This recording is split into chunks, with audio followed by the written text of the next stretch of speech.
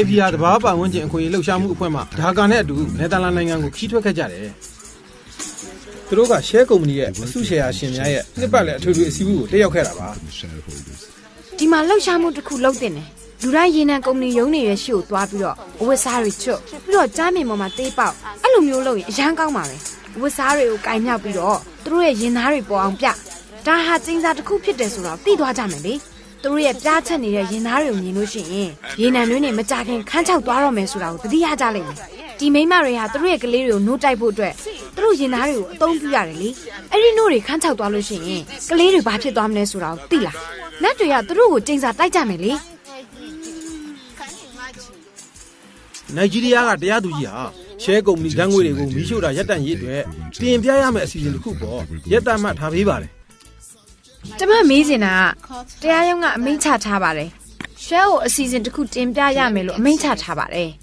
ရှင်တို့ကအဲ့ဒီဓာတ်ငွေမီးရှို့တာကိုရပ်တန့်မှုအစီအစဉ်ကိုတရားရုံးကိုတင်ပြမှာလားမတင်ပြဘူးလား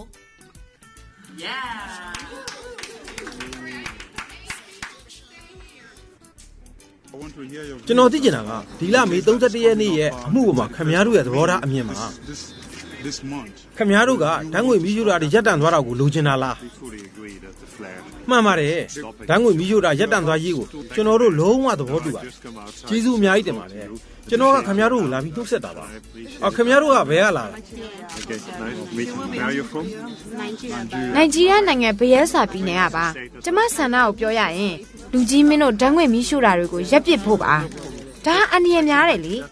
ရတယ်ဒီကိစ္စနဲ့ပတ်သက်ပြီးအစည်းအဝေးမှာကျွန်တော်ဆွေးနွေးပါမယ်ဒါကတော့ share ရဲ့အမှုဆောင်အရာရှိတစ်ယောက်ဖြစ်တဲ့ Diego Vanderveer ဆိုတဲ့သူနဲ့လေကျမလက်ဆွဲနှုတ်ဆက်နေတာပါဒီမှာစုထားတဲ့သူတွေကတော့ Russia, Ireland, Philippines, တောင်အာဖရိက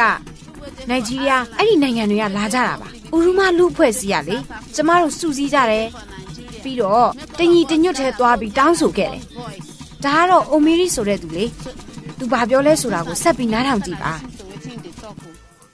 နိုင်ဂျီးရီးယားနိုင်ငံအတွက်တော့ကျွန်တော်ဟာ share ရဲ့ managing director ပါဆိုရကကျွန်တော်ကိုပြောပါတယ်လုပ်ငန်းတွေကိုဖျက်လို့ဖျက်စီးလုပ်မယ်ဆိုရင်နင့်နာကြီးမပေးနိုင်ဘူးတဲ့ကျွန်တော်ဆိုလိုတာကိုနားလည်လားတကယ်ပါပဲအဲ့ဒါကိုနားမထောင်ကြဘူးကျွန်တော်တို့ပေးပါတယ်ဒါပေမဲ့ကျွန်တော်တို့ကမပေးတယ်လို့ပြုနေရပါတယ်လူမှုဘဝဆုံးရှုံးနစ်နာမှုတက်တော့ကျွန်တော်တို့ပေးခဲ့တယ်ဆိုတဲ့သဘောပေါ့ကျွန်တော်ဆိုလိုတာကိုခင်ဗျားတို့သဘောပေါက်တယ်လို့ထင်တယ်ဒါဆိုဥရုမပြည်သူတွေကိုတော့တခုခုမေးမယ်လို့ရှင်းဆိုလိုချင်တာလားဟာသိဟုတ်တာပေါ့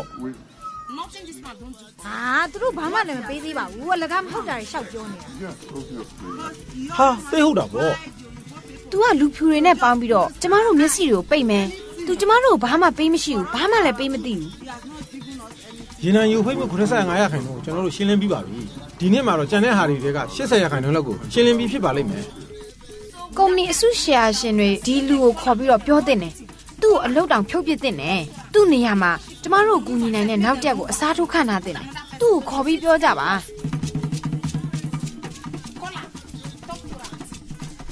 ကျမဖုန်းတစ်ခါလောက်ဆက်ချင်တယ်အင်ယူအိမ်ကိုဆက်သွားပါဟိုခဝဝမိန်းမကြီးအိမ်မှာဆက်လို့ရပါတယ်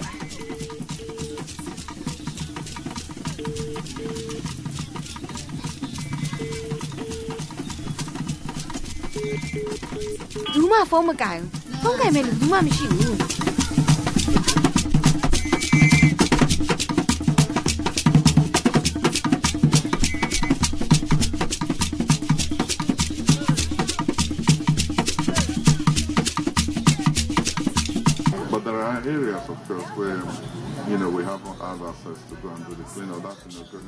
အဲ့ဒီဒေသကလူတွေကလည်းကျွန်တော်တို့ရဲ့မတူကွဲပြားမှုတွေကိုမဖြေချင်းသမျှကာလပတ်လုံးတန်ရှင်းရေးလာလို့ဖို့ကျွန်တော်တို့လုံးမရှိပါဘူး။အိုကီနီလန်းကိုလာပြီးတန်ရှင်းရေးတွေလုပ်ပေးချင်တယ်လို့ तू ကကျမကိုပြောပါတယ်။ဒါပေမဲ့အိုကီနီလန်းကလူတွေကလေရှက်အဲ့ဒီလိုလာလုပ်ပေးတာကိုမလိုလားကြဘူးလို့ပြောတယ်။ဒါကြောင့်ကျမပြောခဲ့တယ်။ကျမပြန်လာတဲ့အခါကျရင်အဲ့လိုပြောတာတွေဟာအမှန်တွေလားဆိုတာကိုသိရဖို့အိုကီနီပြည်သူတွေရဲ့ပြောစကားကိုနားထောင်မယ်လို့ပြောခဲ့တယ်။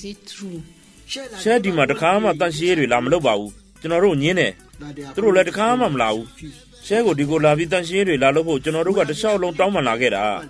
အပြက်စီးတွေကိုတော့မပြောပါနဲ့တော့သူတို့ရော်ကြီးလည်းမပေးဘူးတဘာဝပတ်ဝန်းကျင်သူတို့အတွက်အရေးကြီးတယ်လို့ယူဆရင်ကျွန်တော်တို့ကိုတန်ရှင်းတွေလာလို့ဖို့ခွင့်ပြုသင့်တယ်လို့ကျွန်တော်ထင်ပါတယ် But I would have thought that this environment is very important. They will let us go clean it up. I want to survive, but they can't survive. They are dying. Look at it. They are dying because of crude oil. Look at it. ဒါတွေကိုကြည့်ပါသူတို့ညှိုးနှွမ်းနေကြပြီဒီမှာကြည့်ရေနံစိမ့်တွေကြောင့်ပေါ့သူတို့သေကုန်ကြပြီ Because of crude oil. Dying. You see? So ငါတို့ဘာလို့ရမှဆိုတာမသိတော့ဘူး somebody will tell ငါတို့တန်ရှင်းတဲ့ပတ်ဝန်းကျင်မှာမနေချင်ဘူးလို့တရားရောက်ကမင်းကိုပြောကောင်းပြောနိုင်တယ် we are peace. ငါတို့ကဝတ်တွေလို့ They ပေါ့ know them. ဝတ်တွေတောင်မနေ့တိုင်းရေချိုးကြတယ် The church ဒါပေမဲ့ငါတို့ဟာညစ်ပတ်တဲ့ပတ်ဝန်းကျင်မှာနေချင်တယ်လို့ရှဲကပြောတယ် environment. Which is, ဒါဟာဖြစ်နိုင်တယ်လို့မင်းထင်လား is that possible? Look at it. Look at all this.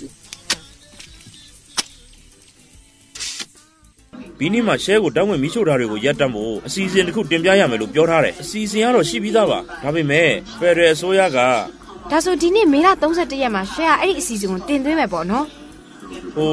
အဲ့ဒါတော့ကျွန်တော်မသိပါဘူးဒါပေမဲ့ကျွန်တော်တို့မှာအဲ့လိုလုပ်မဲ့အစီအစဉ်တော့ရှိပါတယ် So is Shell going to present it on the 31st of May this year? Yeah, I haven't. I don't know what.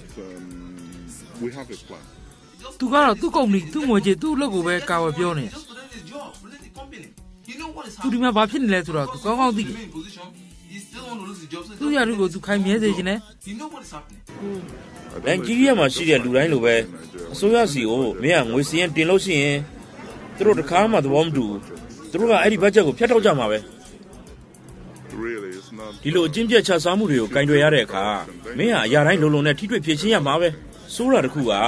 အစိုးရဟာဒီလိုအကျဉ်းပြတ်ချစားမှုတွေကိုကင်တွယ်ဖြည့်ရှင်းရမှာအပေါ်ကနေပြီးတော့စလုပ်ဖို့ကြိုးစားတယ်လို့ကျွန်တော်တို့သိထားတယ်ကျွန်တော်တို့ကတော့အောက်ခြေကစလုပ်ရှင်တယ်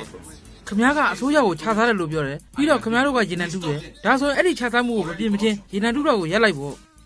ရေနံယိုဖိတ်မှုကိုတန့်ရှင်းပေးတယ်လူမှုဘဝတွေပျက်စီးမှုတွေကိုနင့်နာကြေးပေးတယ်လို့သူပြောပါတယ်ဒါပေမဲ့သူလုပ်ပေးတာဘာမှမရှိသေးဘူးသူ့မှာလုပ်ပေးခြင်းနဲ့ဆန္ဒရှိလားမရှိလားဆိုတာကတော့ကျမတို့မသိပါဘူးကျမအနေနဲ့ကတော့အိုမီရီကိုရိုးသားတဲ့လူဆွေးနွေးလို့ကောင်းတဲ့လူလို့မြင်တယ်ကျမကတော့သူ့အတက်မရိုက်စေချင်ပါဘူးသူ့ကိုလူလိမ်လူကောက်လို့လည်းမပြောချင်ပါဘူးဒါပေမဲ့ तू ကအဲ့ဒီလိုဘာဖြစ်လို့ပြောနေတယ်လဲဆိုတာကိုတော့ကျမစဉ်းစားလို့မရပါဘူးအဲ့ဒီကိုကျမတို့သွားမယ် तू ကအစီအစဉ်တစ်ခုကိုကျမတို့ကိုချပြမယ်ပြီးရင်ဆွေးနွေးကြမယ် ကျေးဇူးပြုရအချင်းချုပ်ပြီးတော့မေးခြင်းနဲ့မေးကိုမေးပါစီဝဲတဲ့ကိုကင်မရာကိုယူဆောင်ခွင့်မပြုပါဘူး ဒါကြောင့်မိကုန်းတွေကိုလွတ်လွတ်ဝဲဝဲပဲအတန်ဖမ်းထားခဲ့ရတယ် ကျမတို့ကလူကြီးမင်းတို့ကိုဒီလူတွေပြောစကားတွေကို view site ပေးဖို့ပြောချင်ပါတယ်ကျမတို့အချိန်ကြာကြီးစောင့်နေကြရတာပါ You're right, sorry. You said that before. Sorry. ကျမနာမည်က Ephilotis ပါ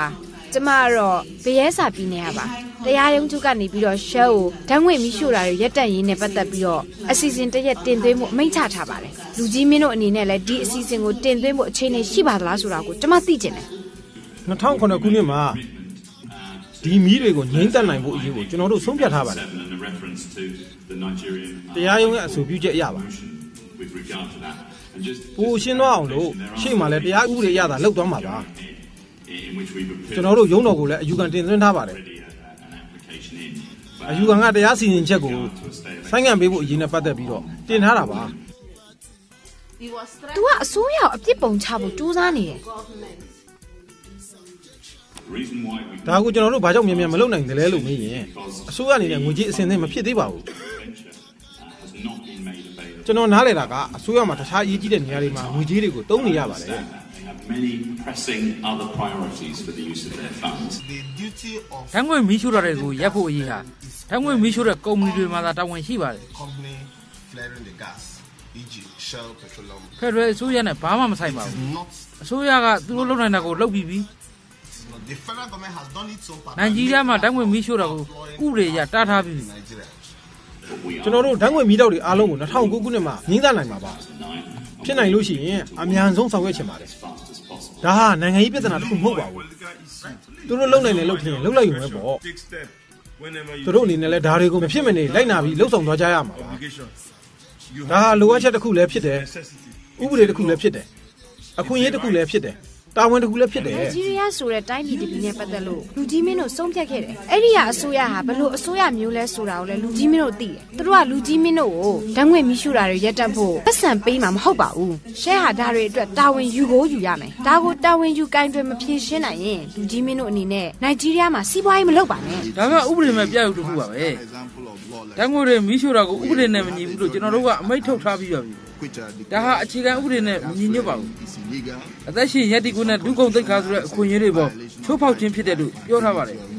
နောက်ထပ်ဓာတ်ငွေမီးရှို့တာကိုမလုပ်ဖို့လဲရှဲကိုတားမြစ်ထားပါတယ်အဲ့ဒီတရားရုံးကဆုံးဖြတ်ချက်ကအခုချိန်ထိတရားဝင်နေတော့ပါပဲဒီတရားရုံးကဒီကိစ္စကိုဘေးချမထားပါဘူးအဲ့ဒါတွေကိုရပ်တန့်စေဖို့အတွက်အသေးစိတ်အစီအစဉ်တစ်ခုကိုတင်ပြမှသာရှဲကိုရှေ့ဆက်လှုပ်ဆောင်ခွင့်ပေးမှာပါသူတို့အဲ့ဒီအစီအစဉ်တွေကိုတင်ပြဖို့ပြက်ကွက်တယ်ဒါကြောင့်သူတို့ကိုရှေ့ဆက်ဓာတ်ငွေထုတ်လုပ်ခြင်းအတွက်ခွင့်လွှတ်မှုဆိုတာမရှိတော့ပါဘူး They should continue to flare gas. Yeah, well, we've had a fantastic judgment in the court in Benin. ဒီနေ့တရားရုံးမှာဆုံးဖြတ်ချက်တစ်ခုချခဲ့ပါတယ်လူ့ခွင့်ရေးချိုးဖောက်မှုတွေအတွက်ရှဲမှာတာဝန်ရှိတယ်အဲ့ဒါတွေကိုရပ်တန့်ရမယ်လို့အစီအစဉ်ချက်ချခဲ့တယ်ရှဲရဲ့စီးပွားရေးမူဝါဒတွေကိုကြည့်ပါသူတို့လောက်ကန်နေတဲ့နိုင်ငံတွေမှာရှိနေတဲ့ဥပဒေတွေကိုသူတို့လိုက်နာရမယ်လို့ဆိုထားတယ်အခုကသူတို့အဲ့လိုမျိုးပြောနေတာလုံးဝကိုအဓိပ္ပာယ်မရှိဘူးဒါကတကယ်ကိုရှက်ဖို့လည်းကောင်းပါတယ်နိုင်ဂျီးရီးယားတရားရုံးကလည်းဓာတ်ငွေမီးရှို့တာကိုရပ်ဖို့သူတို့ကိုအမိန့်ချထားပါတယ်ဒါပေမဲ့သူတို့ကမလိုက်နိုင်ဘူးတကယ်ကိုဂုဏ်သိက္ခာမဲ့တဲ့လုပ်ရဖြစ်တယ်ပိုကောင်းတာတစ်ခုကနိုင်ဂျာမြေဝမ်းမှာအခြေချနေထိုင်ခဲ့တဲ့လူ့အဖွဲ့အစည်းတွေအများကြီးရှိပါတယ်အခုဆိုအဲ့ဒီအဖွဲ့အစည်းတွေကကုမ္ပဏီကိုစန့်ကျင်နေပါတယ်တကယ်ကိုလေးစားစရာကောင်းပါတယ်ပြီးတော့သူတို့ဟာကုမ္ပဏီတွေရဲ့အပြုအမူတွေကိုဒီထက်ပိုပြီးသီးမခံနိုင်ကြတော့ဘူးတန်ကြီးခံလာကြတာနှစ်ပေါင်း40ကျော်ပြီဆိုတော့ဒါတဲ့ပိုပြီးတော့သီးမခံနိုင်ကြတော့ဘူး In fact, Shell is above the law in Nigeria. The government has said နိုင်ဂျီးရီးယားမှာရှဲဟာတရားဥပဒေရဲ့အပေါ်မှာရှိပါတယ် is the deadline. အစိုးရက2008ကိုနောက်ဆုံးရက်ဖြစ်သတ်မှတ်ပေးထားပါတယ် Okay, we will do everything တခြားကုမ္ပဏီတွေကကျွန်တော်တို့ပြောတာကိုလုပ်ပေးမယ်လို့ပြောတယ် It's only Shell that have said, look, ကျွန်တော်တို့ကသတ်မှတ်ချိန်မှာပြီးစီးအောင်မဖြစ်မနေကိုလှုပ်သွားရမှာ we ပဲ only manage to see if we ကြည့်ပါဦးမလုပ်နိုင်ဘူးလို့ပြောတာရှဲကုမ္ပဏီတစ်ခုပဲရှိတယ် 2009. 2009ခုနှစ်ကုန်ပိုင်းမှာသူတို့လုပ်ပေးမယ်လို့လည်းပြောတယ် And this means that ဒါကိုဖြစ်နိုင်ခြေတစ်ခုလို့ဆိုပေမဲ့2009ခုနှစ်ရောက်လို့ရှိရင်လည်း so they can မဖြစ်နိုင်သေးဘူးလို့ပြောဦးမယ် maybe to 2020. ပြီးတော့သက်ကရစ်2020ကိုရွှေကောင်းရွှေဦးမှာ The city of crude oil, land where the milk and the honey flows, the glory of Nigeria, the pride of Africa, they were living in the dark. ကျမဒီကိုပြန်လာပြီးတော့ဒီဗီဒီယိုကိုဒေတာခံတွေနဲ့ပြန်ရိုက်ရတဲ့အဓိကရွေးချက်ကတော့တဟိမှာဖြစ်ခဲ့တဲ့အဖြစ်အပျက်နဲ့ဆိုင်ပါတယ်ကျမသူတို့ကိုမေးခွန်းတွေမေးခဲ့တယ်သူတို့ကကျမတို့အစိုးရကိုချစားတယ်လို့ဆွဆွဲပြီးအပြစ်ဖို့ကြတယ်ပြဿနာကကျမတို့အစိုးရအကျင့်ပြတ်ချစားတယ်ဆိုလို့ရှိရင်ဘာကြောင့်မို့လို့သူတို့ကအဲ့ဒီအစိုးရနဲ့လက်တွဲပြီးတော့စီးပွားရေးလုပ်နေကြတာပဲ No water, water. သူတို့ဖြစ်စီဖြစ်ခဲ့တဲ့တဘာဝပတ်ဝန်းကျင်ကိုတန့်ရှင်းမှုသူတို့မှာပဲတာဝန်ရှိပါတယ်ဒါကြောင့်ဒေတာခံတွေကသူတို့ကိုပဲလက်ညှိုးထိုးနေကြတာပါဒေတာခံတွေကသူတို့ပဲသိတယ်သူတို့ပဲမြင်တယ်လေအစိုးရပိုက်လိုင်းပေါက်နေတာကိုမြင်ဘူးလားလို့မင်းမမြင်ဘူးဘူးတဲ့ရှဲပိုက်ပေါက်နေတာကိုပဲမြင်ဘူးတယ်တဲ့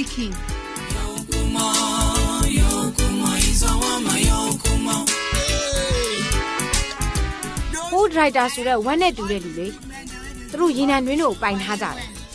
သူတို့ဘေးစာပြည်နယ်ကိုလာတဲ့တယ်ဒီမီးတောက်တွေနားမှာလာပြီးရက်ကြည့်ပါဒီရေနံတွင်းတွေနားကိုခဏလောက်လာကြည့်ကြပါအခုလိုအတိဒုက္ခမျိုးစုံကိုအာဖရိကဒေသကလူတွေလိုပဲကျမတို့မြန်မာပြည်သူပြည်သားတွေလည်းမလွဲမသွေကြုံတွေ့ခံစားကြရမှာဖြစ်ပါတယ်ဒါကြောင့်မို့ဒီလိုမျိုးဝမ်းနဲ့ကြေကွဲစရာအဖြစ်ပြက်မျိုးတွေထပ်ဖြစ်မလာအောင်ဒီစီမံကိန်းနဲ့ပတ်သက်သူတွေအနေနဲ့ဒေသခံလူအဖွဲ့အစည်းတွေရဲ့အခွင့်အရေးကိုအကာအကွယ်ပေးရမှာဖြစ်ပါတယ်ဒါအပြင်ရင်းနှီးမြှုပ်နှံမှုစံချိန်စံညွှန်းတွေနဲ့ကိုက်ညီမှုရှိဖို့လိုသလိုတာဝန်ခံမှုနဲ့တာဝန်ယူမှုအပြည့်အဝရှိဖို့လည်းလိုအပ်ပါတယ်အရေးကြီးဆုံးအချက်ကတော့ဒီမိုကရေစီကြကြရွေးကောက်တင်မြှောက်ထားတဲ့အစိုးရရှိဖို့လိုအပ်ပါတယ်ဒါမှလည်းဗန္နာငွေကြေးဆိုင်ရာပွင့်လင်းမြင်သာမှုရှိမှာဖြစ်ပြီးစစ်မှန်တဲ့ဖွံ့ဖြိုးရေးစီမံကိန်းတွေကိုအကောင်အထည်ဖော်ဆောင်ရွက်နိုင်မှာဖြစ်ပါတယ်ဒီလိုအခြေအနေတွေမရှိသေး၍မြန်မာနိုင်ငံကိုလာရောက်ရင်းနှီးမြှုပ်နှံတာတွေဟာမြန်မာနိုင်ငံအစိုးရကိုသာအထောက်အပံ့ပေးနေခြင်းသာဖြစ်တဲ့အတွက်နိုင်ငံခြားရင်းနှီးမြှုပ်နှံမှုအားလုံးနဲ့ ဘဏ္ဍာငွေကြေးထောက်ပံ့မှုတွေအားလုံးကိုရပ်တန့်ထားဖို့ကျမတို့မြန်မာပြည်သူလူထုတရက်လုံးကတညီတညွတ်ထဲတောင်းဆိုဆန္ဒပြုကြပါစို့လားရှင်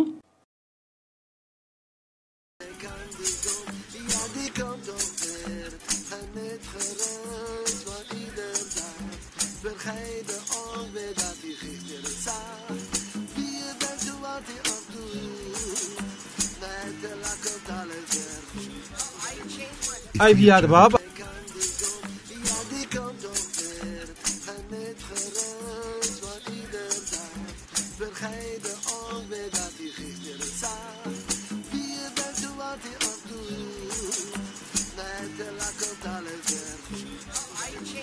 အိုင်ဗီယာတဘာ